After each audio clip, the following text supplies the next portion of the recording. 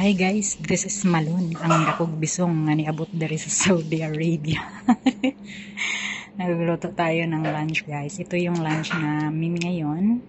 Chicken in gaster guys. Mga ingredients nito of course chicken. Hinihiwaan lang natin yan para mag-absorb yung kanyang mga pantimpla, yung mga condiments. So nilagyan natin yan ng vegetables, kusa, Gisar here is what do you call of that?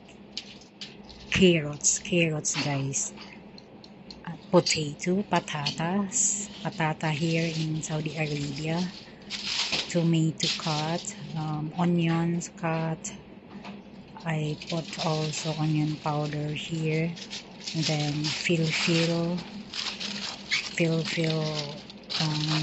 siling atsal guys ba? Siling atsal.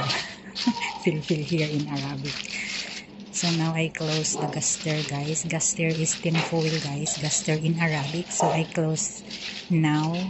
And then after this, we put this inside our oven. Furon. Oven means furon guys. Furon here. We call it furon in Arabic.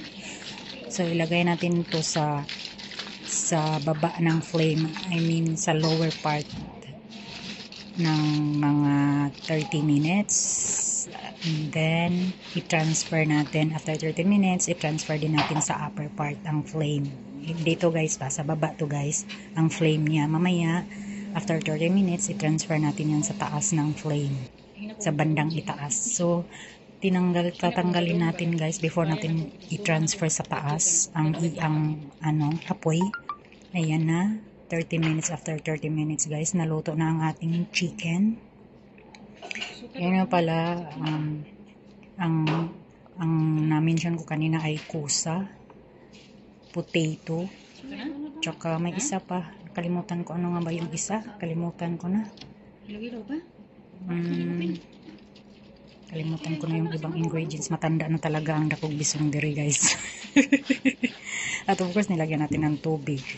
Tsaka yung mga condiments guys, of course, milk means asin, salt. So nilagay na natin sa upper part guys, ang flame niya sa upper part. 30 minutes din. So until mag golden brown ang color niya guys. So luto na siya kung golden brown na ang color. Basta i-estimate nyo lang na 30 minutes.